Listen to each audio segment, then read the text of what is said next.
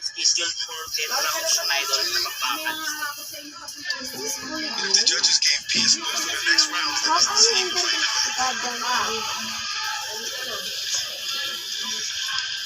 PS has a different stance now. Tumaya na po ako! Wait lang, saan kasi yung world record dito? Nauna pa ako sa'yo. Paano to? Paano to? Ayun mga idol.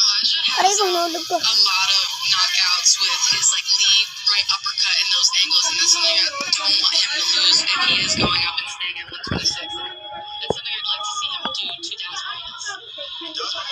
Really watching out for that street leg, and he's just moving a little bit. Yun, rin na-trap ng Dennis Marias dito sa corner mga idol.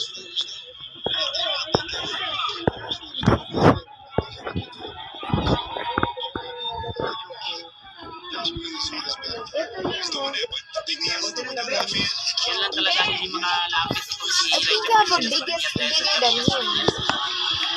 Tinulak eh.